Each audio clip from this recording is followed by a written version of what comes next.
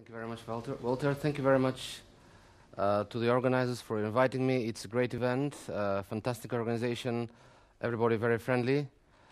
And I was also privileged to be introduced by Walter Dalemans, who is the invited speaker tomorrow.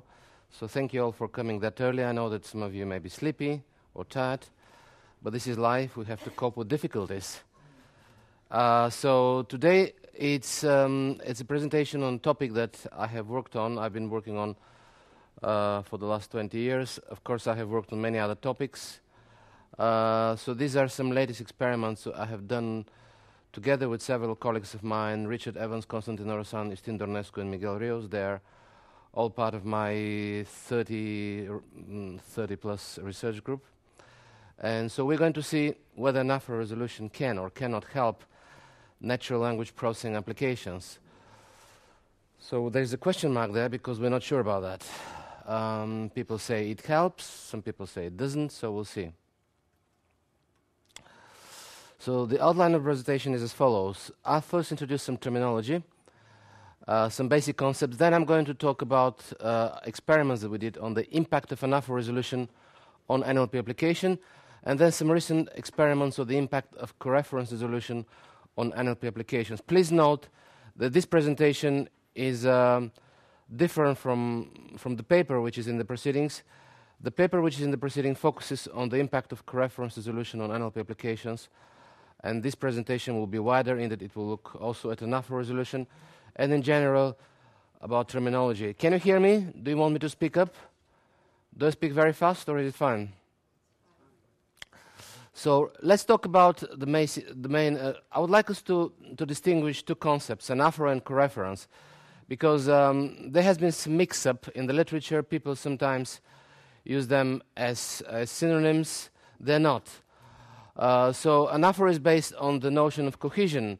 And if you read this sentence, we see that this sentence is somehow cohesive due to the pronoun his referring to businessmen. So the second sentence is linked to the first one by way of this pronoun, which is the anaphor. If we look at the second sentence, somehow this actually is the discourse segment, not a sentence, it's two sentences. If you look at the second discourse segment, it's somehow not very cohesive because all of a sudden we don't know what her is referring to. So there is no link. And if you look at this discourse segment, third one, there is even less cohesion because all of a sudden we change the topic. All of a sudden the second sentence is somehow out of place.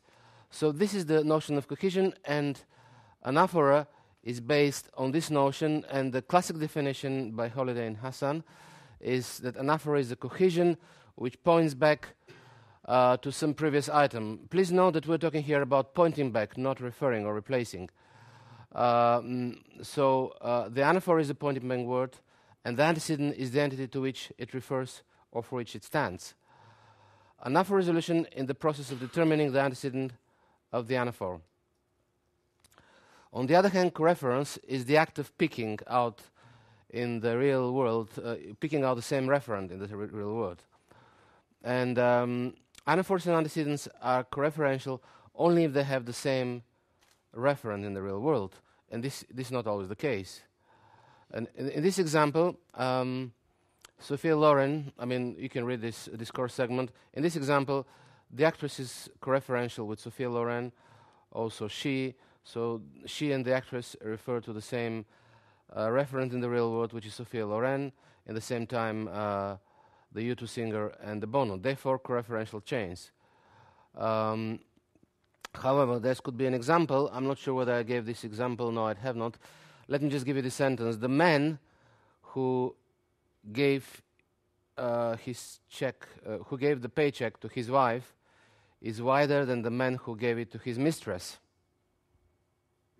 So it is antecedent, but it refers to two different references in the world.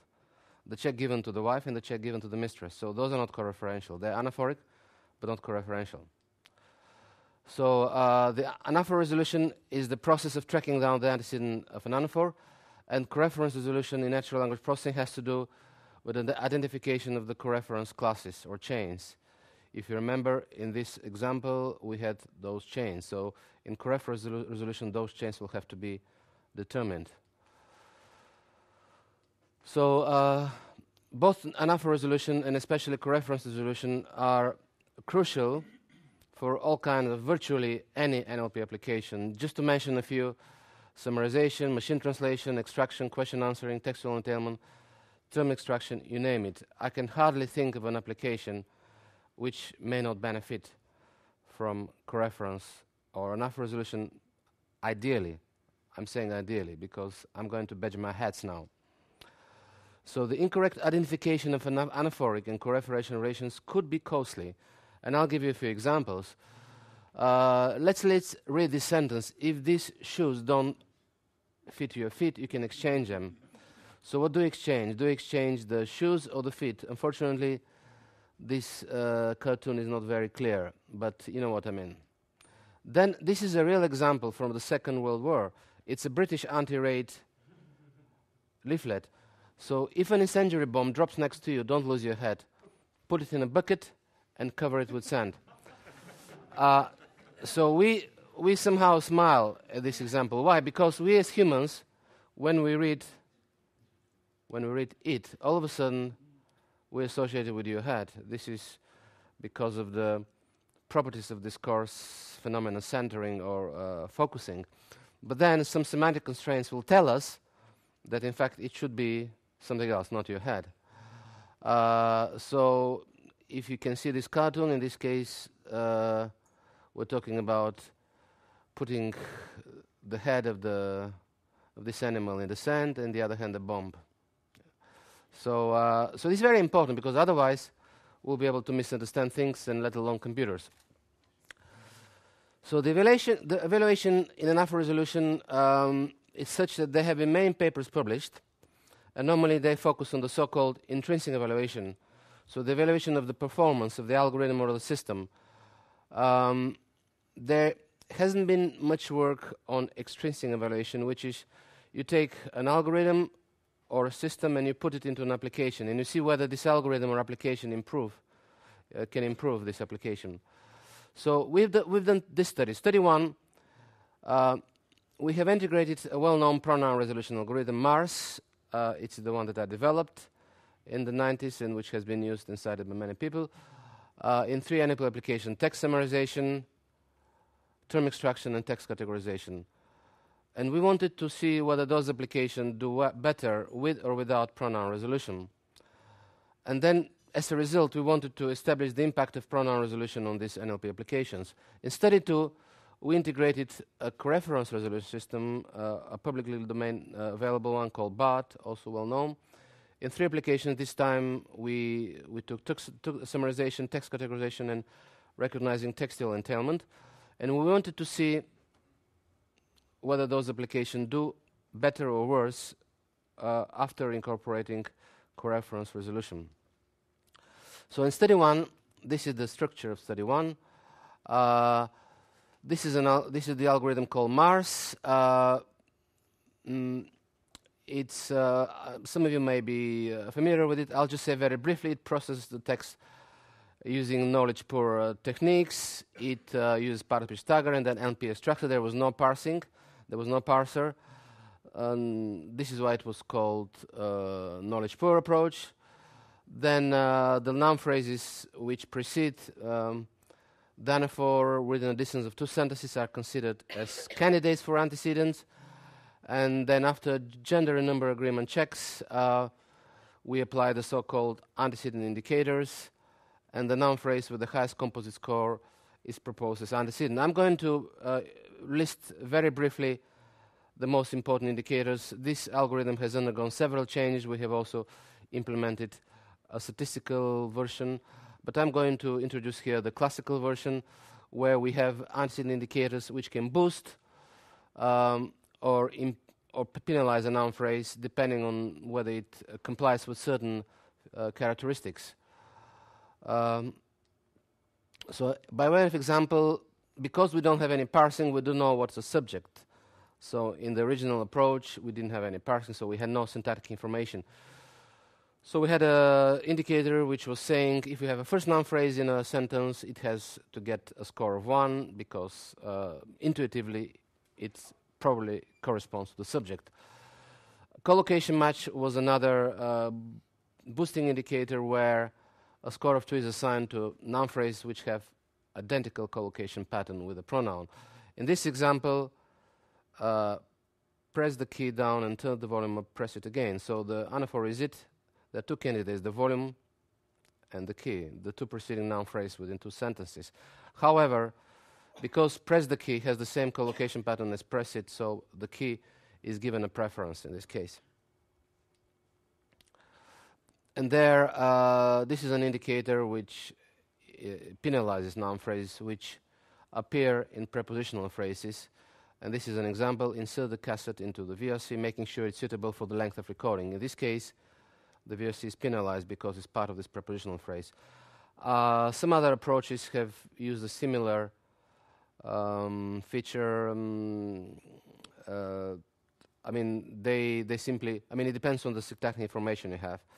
But something which is a prepositional phrase normally is not so salient as something which is not prepositional phrase. So there were 2 versions of this algorithm in version 2002 and version 2006. The 2002 version, we used the FDG parcel developed by Connexor, and as a result of it, we had some syntactic information. This is a shallow parser, of course. We knew the syntactic role, so here we used the so-called syntactic parallelism. And we had other implementation. Then we had another version. Well, we have also some additional improvements in this algorithm, like a program for identifying non-nominal anaphora, program for identifying animacy, and we implemented the so-called intrasentential syntax constraints, which were published and proposed by Lapin and Lees, and also Kennedy and Boguraev. In 2006, we did more work. We took into consideration that gender and number checks are not compulsory in English. For instance, if you have an example, there's a doctor on board, could they please make self known to the crew? Such announcements are often made on airplanes. And in English, there is such a tendency. Why? Because of political consideration, one tends to avoid the gender. So not always men. So we implemented such additional features. Also, we looked at organization name entity recognition. And we also modeled selectional restriction preference by using, I mean, we simply did some collocation extraction from corpora, which we boosted by WordNet. So the evaluation data of this study was that we used newspaper articles published by the New Scientist. And what is interesting is in all those 3 experiments, we used the same corpora, the same evaluation data. The texts were short enough to be manually annotated. They were suitable from the point of view of summarization, from the point of view of categorization, and also from the point of view of term extraction. Articles were categorized into 6 classes for the purpose of text categorization. And one thing that I wanted to mention here is that Mars was not tuned to this domain. Initially, Mars was developed for the domain of computer science manuals. We, for summarization, and for all those annotation, we used Pelinka, a tool which was developed by Constantin Orasan, who works in my group. And we had several layers of annotation coreference so that we could evaluate the anaphora resolution algorithm. And important sentences for summarization, terms for term extraction, and topics. So what are the extrinsic evaluation results? So now I would like to spend a few minutes on this topic because this is very important. So there are a number of papers from the 70s, 80s, 90s, from the last 10 years, from the last 2 years. People write a lot about anaphora resolution. So don't get scared by those results. Mars was a fully automatic pronoun resolution system. So being fully automatic, it has to rely on pre-processing. So on the data that I mentioned, the success rate was between 45 and 65%. Sorry, 46%. But on other data, it's between 45 and 65. So over the data that we use for those experiments, you see that Mars doesn't score more than 50%, which is a bit discouraging. However, we had another paper published with another former student of mine, Catalina Halet, in the Journal of Computational Intelligence, where we evaluated Mars on a quite a good set of anaphors, 2,597 anaphors, 3 genres, and we compared all knowledge poor systems. And on this data, Mars did better than Kennedy, Bogaraev, and Baldwin, which was really poor, Cognac, 37%. And from those approaches that were knowledge intensive, well, at least they had a parser, Hope's naive algorithm, which was never implemented in its original version, it was hand-stimulated in its original paper, and Lepin and Lees did a bit better, not much better, but a bit better. And the baselines were between 30 and 14%, it's very poor. So you see that when we go for fully automatic pronoun resolution, the results drop significantly.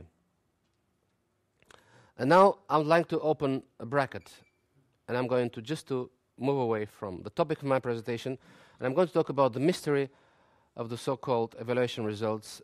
I'm going to discuss here pronoun resolution, but my point is about NLP in general. You're going to see that I have some very strong views, and I disagree with certain things.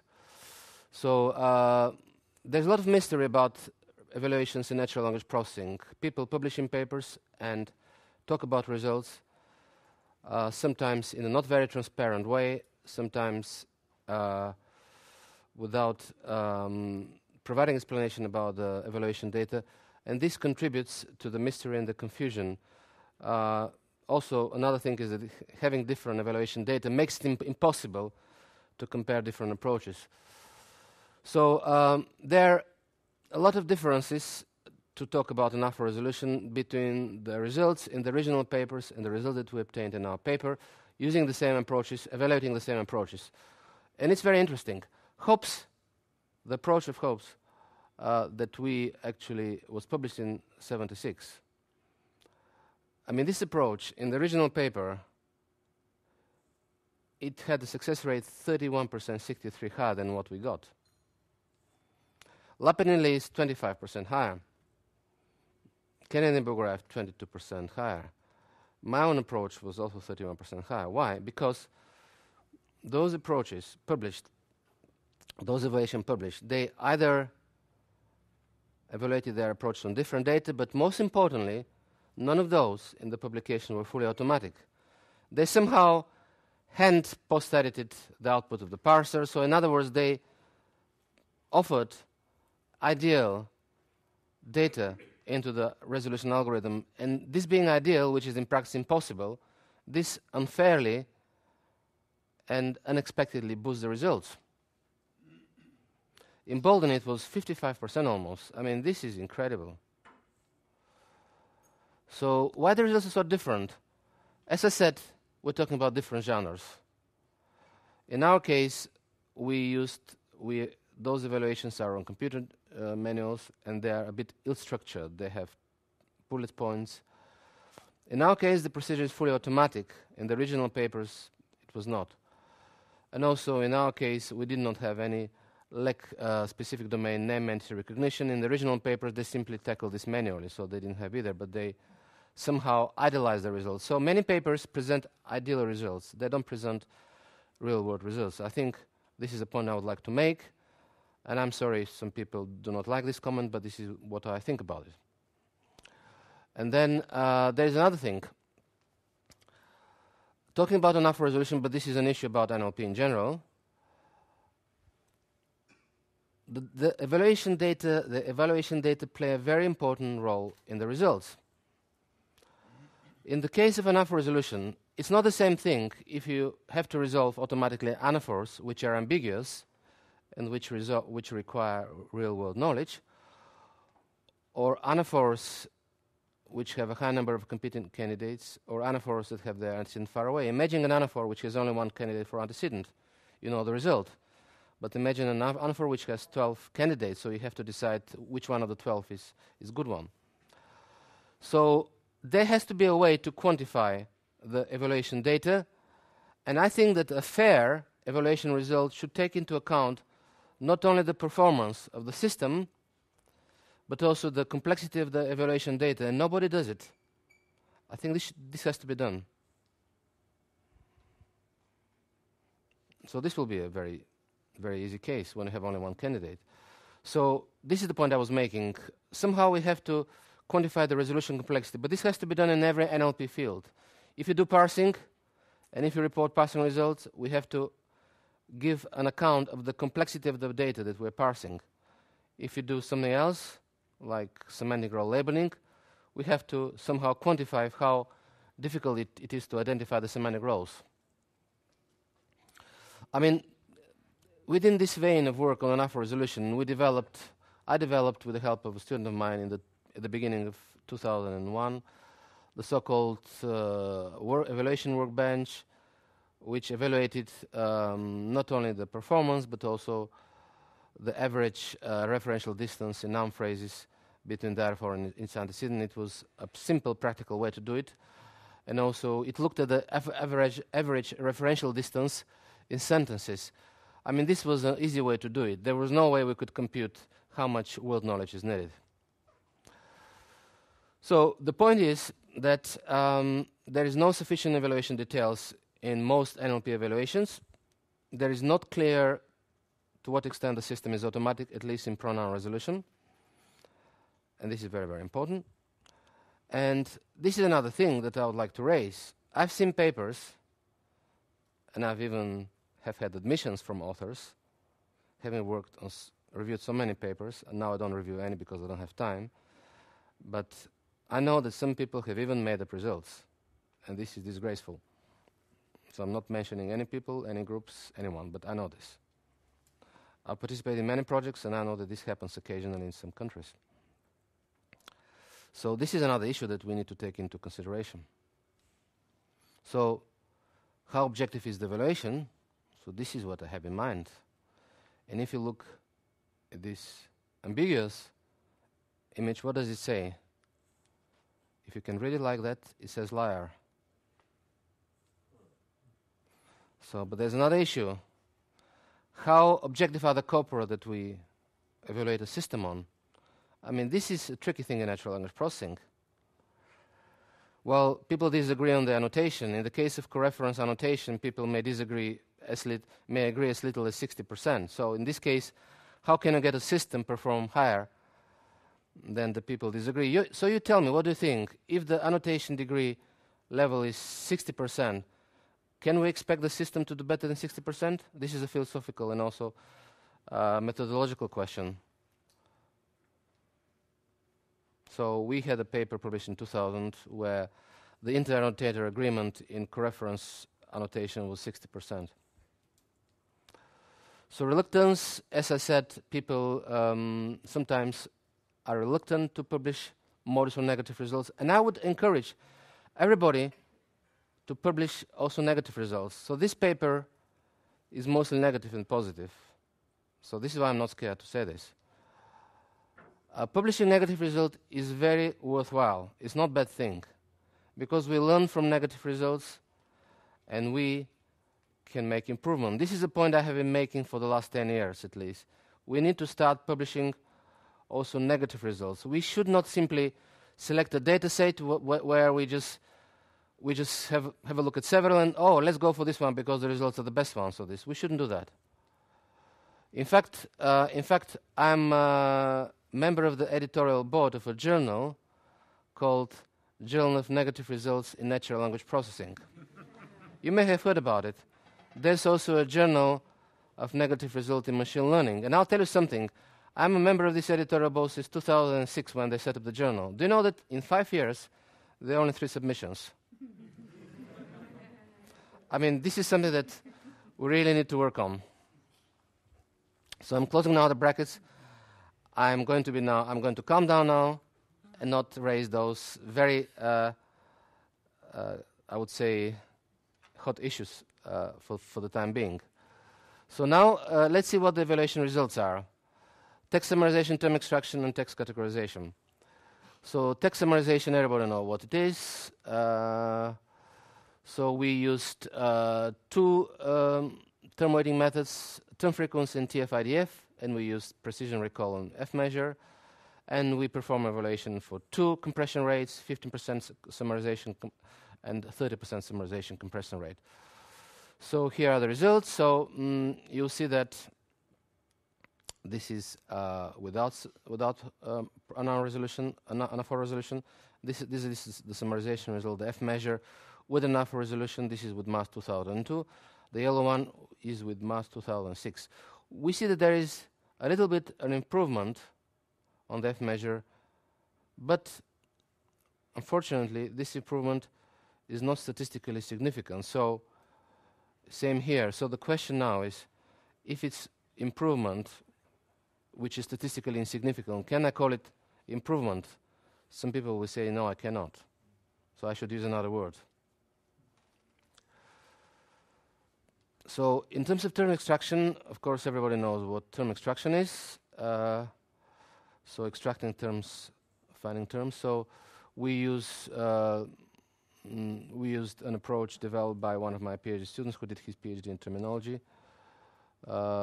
We use also the same measures. So this is without Mars, without anaphore resolution.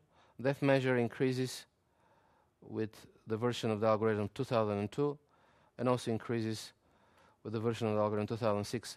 So the figure is higher, but it's not statistically significant. So I'm going to say not better, but higher, okay?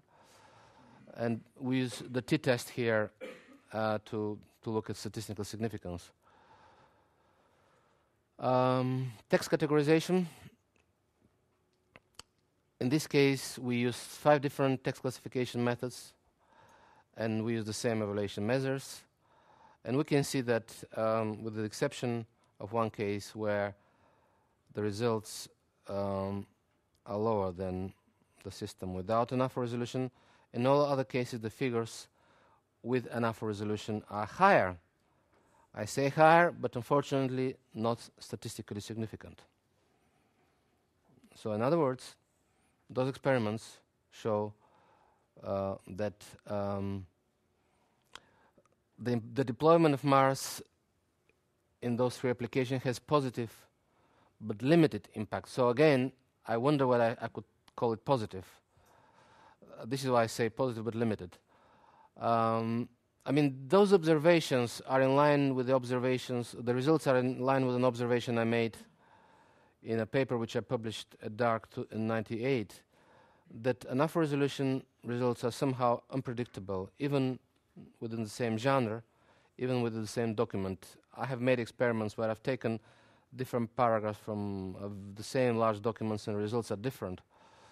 So this is why I think it's important that when we evaluate, we should have the resolution complexity into account. And the question now is, I'm asking here a very interesting question.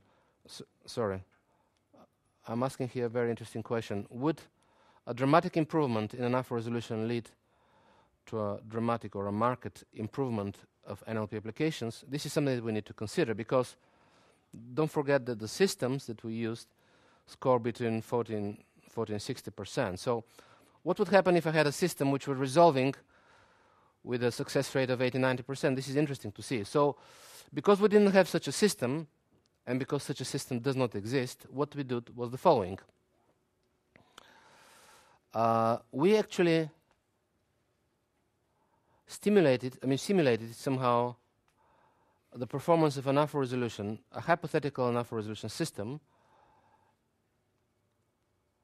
which had a performance over 60 and 70%, and then we again modeled hypothetically, we did a script which did it, but we just somehow boosted the output of the anaphore resolution algorithm as if it was as high or even higher than 80%.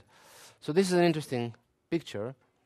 So you can see that as long as the success rate is above 60% or even above 70%, the results are dramatically higher, and this time the results are significantly better. And this is a very, very important result in conclusion, which means that in practice, if we had a very high-performing anaphore resolution system, then all those applications would benefit, in a statistically significant way. This is also a similar case when we have, I mean, in this case we use TF term frequency, and here on it, and here we use TF-IDF. So another interesting thing to mention is that I was an external examiner of a PhD thesis of a guy called Miguel at Essex, and he did some, I mean, his results are similar to ours, but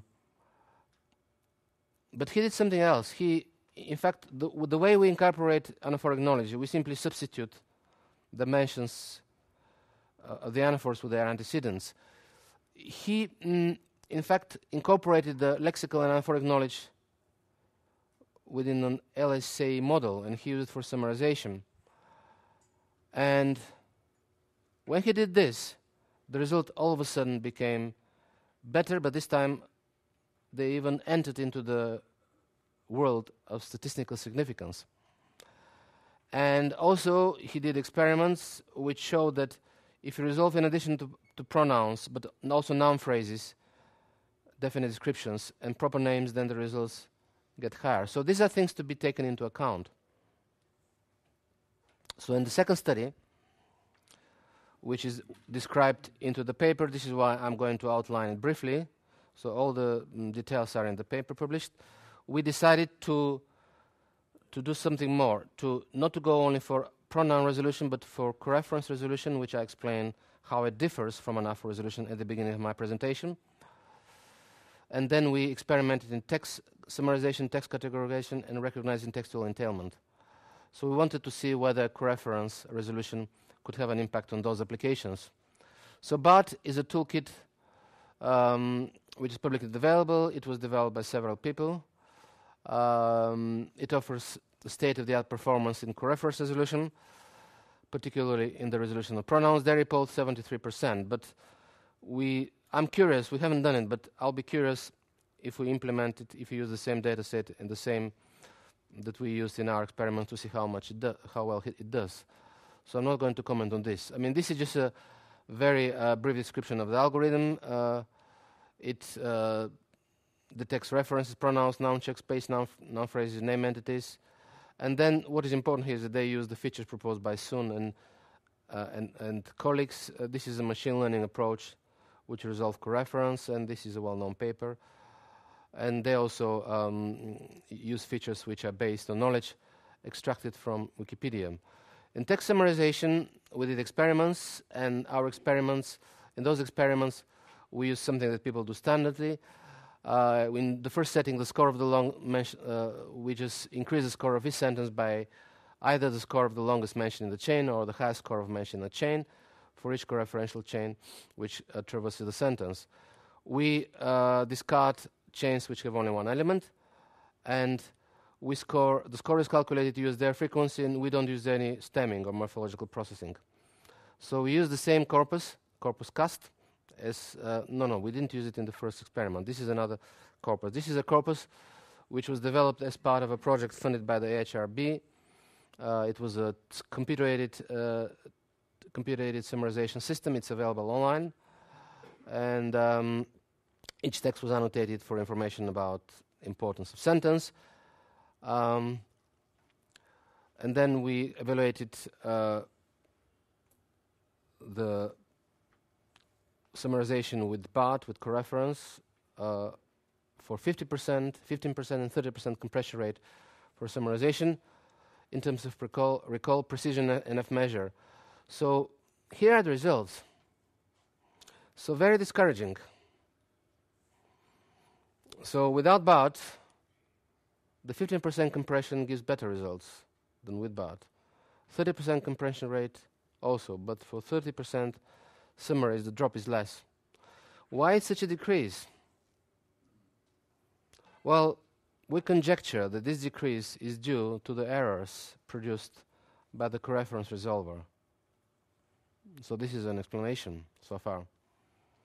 So let's see what happens in text categorization. We use standard stemming, the Porter stemmer. We consider both unigrams and bigrams. We use TF-IDF weights, and those formula are actually reflect this. And in the feature selection, we use chi-square to select which are the best features, but we only use 10% of the features because 90% of them are not usable. So we do the evaluation. We did the evaluation on the subset of the Reuters corpus, and we had 2 runs: Rumbaugh, bag of words, standard TF-IDF weights, and Rumbaugh. In this implementation, we boost the weight of terms which appear in coreferential chains. And we did also the Mack-Niemers test, and as you can read, the difference is statistically insignificant. In this case, however, the figure with BART is slightly higher, very slightly higher than the figures without BART. So in this case, coreference resolution yields higher figure.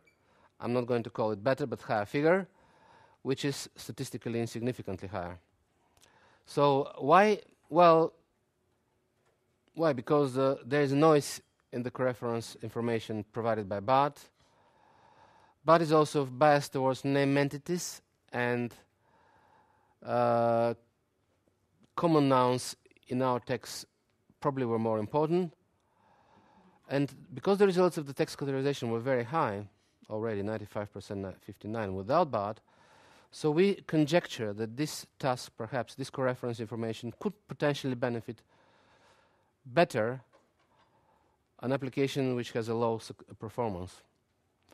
Textual entailment, our experiments, we trained the classifier on similarity metrics, different similarity metrics, and then the coreference chains are processed in the way that each mention in a chain is substituted by the longest, most informative mention, and we train and evaluate the RTE in 2 benchmark datasets.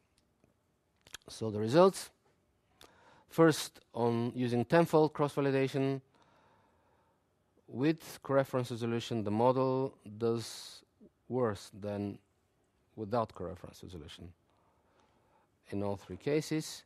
And here, using the test datasets, again, the results with coreference are somehow the same or a bit lower than the model with no coreference. So this is quite discouraging. So what shall I say?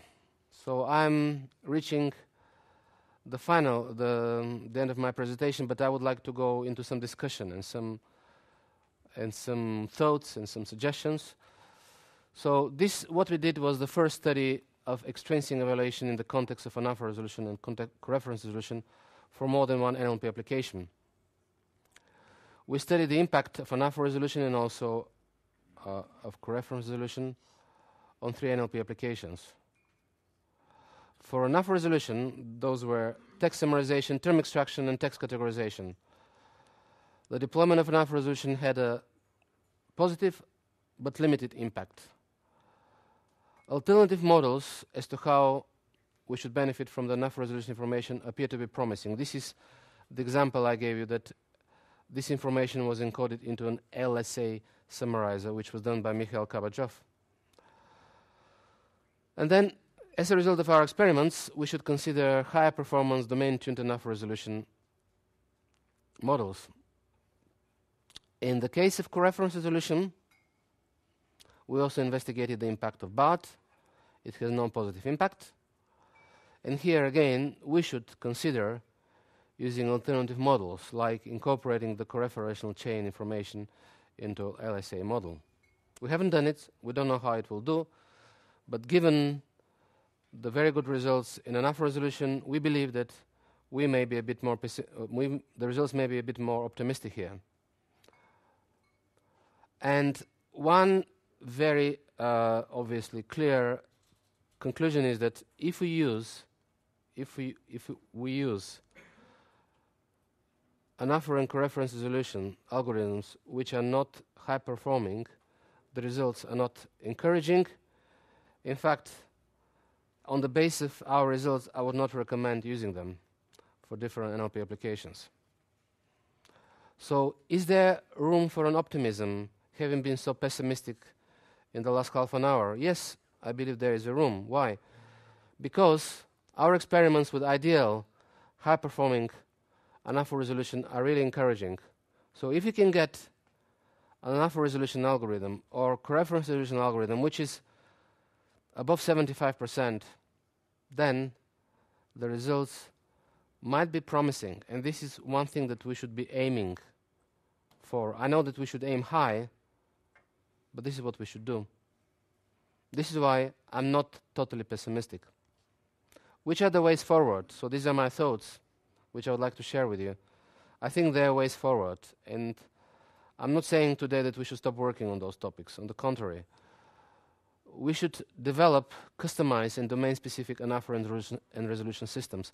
One of my staff members, Iustin Ornescu, he participated with a system. There was a competition in Dark several years ago, 4 years ago, 2007 or 8. And then he developed a customized version of anaphora resolution and coreference resolution resolvers, which was customized, fine-tuned to a domain. And by customizing it to a domain, the results went high from about 60 to 77%. So this is one thing for us to consider. Exploiting semantic knowledge. We did some experiments 2 years ago where we found that if we incorporate some semantic knowledge, whether we do it using some automatic procedures or somehow benefit better from WordNet or from other semantic sources, then the results are also boosted. Our results showed about 5% increase of the performance if we incorporate semantic knowledge, which nowadays is becoming more and more available. Better preprocessing, well, this is something that we don't depend on. That it doesn't depend on us, in fact. Here we can do it ourselves, here we can do it ourselves. Better preprocessing, we depend on people who develop parsers and noun phrase extractors. I mean, even though there's some very good parsers like Charniak and Mike and Collins, some of them reporting results in the 90s, 90% success rate. Well, somehow they're still not good enough.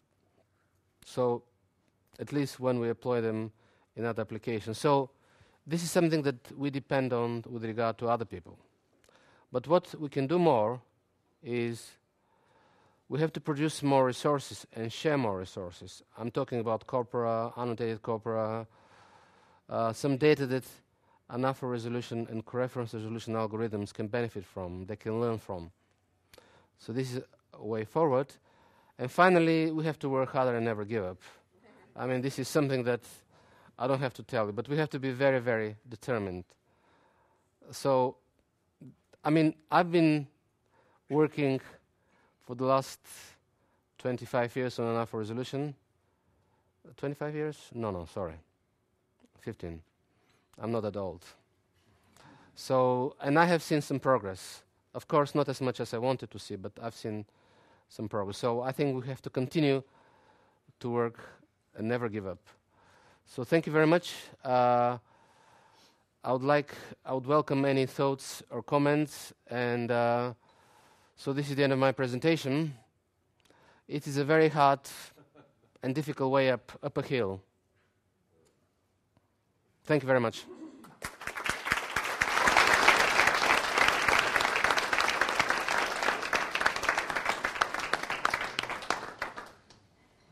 Thank you very much for an inspiring lecture. We have plenty of time for discussion, so go ahead.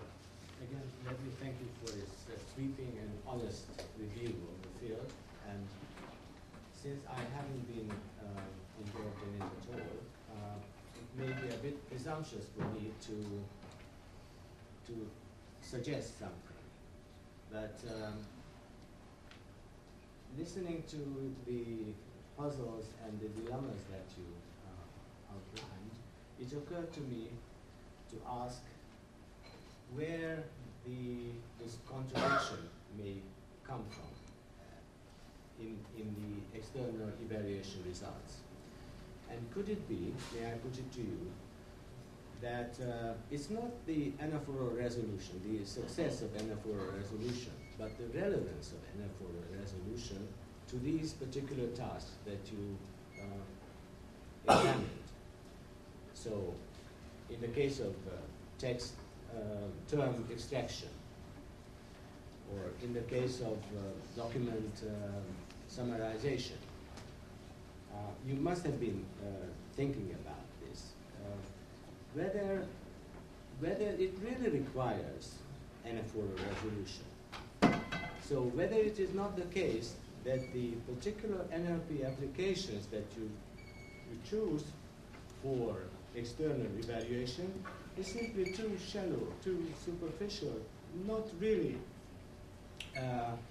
requiring deployment of anaphora resolution. So I would really encourage you to absolutely not abandon and give up your effort, but hope that one day NLP will grow in the sophistication, in tackling semantic understanding of text, where I'm sure, intuitively, on my just a hunch, I'm sure anaphora resolution would really blossom and produce relevant results. So the main question is whether it is not the applications that really do not require.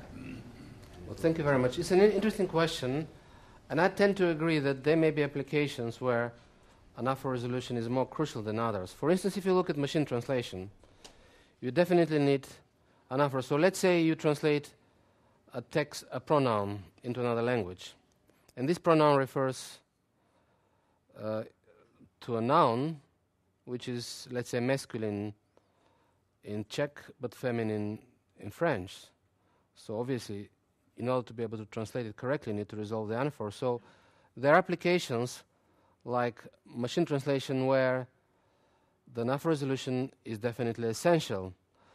So this is true that for summarization and text categorization, maybe the resolution of anaphora is not so crucial because most approaches operate statistically, and then whether it resolves it or not, it doesn't have to do so obviously with the understanding of something. So maybe yes, maybe anaphora resolution should be used selectively, depending on how much or how badly or how essentially a specific application would need it or not. So this is a possibility to go selectively, to go about it selectively.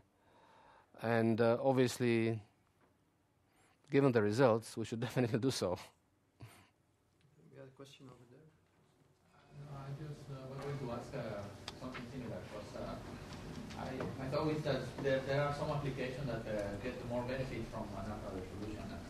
Maybe knowledge-based dealing, you need to localize exactly one term. And my thought is that text summarization and maybe text annotation is not so much benefit from this application. Well, some other applications like question answering, for instance, if you ask a question and if it's somehow this question contains a pronoun, you need to be able to see what this pronoun refers to in order to be able to understand what we're asking. Yes, I think that there are certain applications that do benefit more, at least theoretically, or at least intuitively, some others possibly less. Yes. Is there some competition about anaphora resolution? There have been some in the past. There was one. There was one in dark, which was organized, and I think within ACE there was a similar task, wasn't it? I mean, I think some of my colleagues were involved, but basically there haven't been. Also, there was in the MUG competition. There was this MUG competition. Yes, there's a reference. Yes, the reference task was there, but it was several years ago. So there was no question. So, as a machine learning practitioner, is this our expectation today that a reasonable machine learning algorithm will just benefit from extra information, so from added information, at least in cases where you don't add 99% extra random information to a problem. It looks to me that if you add this information that you get from anaphora resolution or coreference resolution, you don't add such a much large quantity of information. So then a reasonable machine learning algorithm should be able to cope with it, benefit from it if it's possible, but don't decrease the performance. And you mentioned text categorization and SVMs. That's the only part of it that I can relate to. So I know how to approach myself and with what methods I would approach it. And SVMs in particular are not necessarily that stable because they depend a lot on the choice of the kernel, and this is sensitive to extra features which are wrong. But there are other machine learning methods which are stable to these extra features, and one of them is the random forest. So I think one of the problems here in the decrease of performance you see is that you are sometimes using the wrong tools or the too simplistic tools in integrating this extra information. So my advice, if I can give an advice, is not to replace the original information with what you get from the anaphora resolution, but to add to it and try to use a method that's stable to adding extra information. Okay, thank you very much for this suggestion. I'd like to make a slightly different comment about machine learning approach, machine learning anaphora resolution algorithms and rule-based one. I mean, obviously, people are working more and more using machine learning. It's interesting because there are a couple of papers, especially one by Ronald Stuckart, published several years ago, which claim, based on their experiments, that machine learning approaches to anaphora resolution are not better than rule-based ones. And our own findings show that they're more or less comparable. So I think it's an interesting issue. Does machine learning improve a lot, or does it improve at all anaphora resolution? This probably is another topic of another presentation.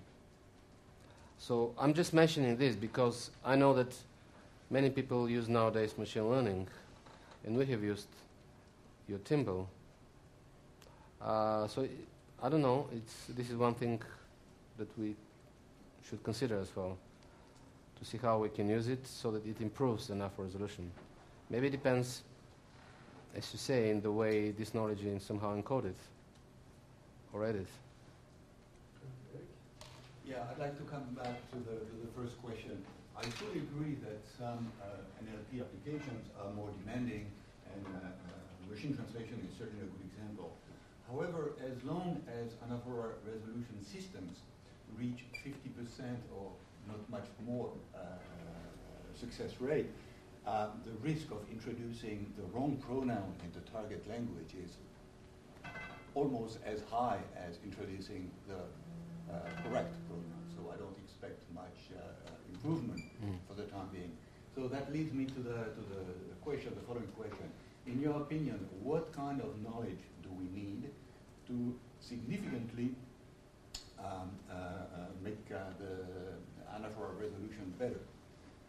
We all know that semantic information would be useful. We all know that some more precise syntactic information would be useful. But which of this kind of information should we focus on now? I mean, I would say that on the basis of our experiments, what is the crucial additional information will be a combination of, I mean, we can call it, let's say, I mean, we can call real-world knowledge, which combines semantic and domain knowledge. I think this is one. But one thing that I also wanted to mention, those experiments are for English. It's very interesting that we have implemented my approach also for other languages, for French, which has 2 genders, and also for Bulgarian, which has 3 genders. And you may be surprised to know that even though the algorithm itself is not so developed for Bulgarian as it is for English, because there are 3 genders, and because you can filter out comparatively easily candidates on the basis of those genders, the performance in English is about 7% higher in English. The performance in Bulgarian is 7% higher in English, even though we're talking about a more rudimentary algorithm, which means that this performance also depends very much on the language. Languages that mark the gender with 2 or 3 genders, in those languages, the performance of anaphora resolution is better. This is one thing to consider as well. Okay, well, I think on this optimistic note, it's a good time to close this session and start with coffee, but not before thanking the speaker again for. Thank you very much. inspiring talk. Thank you.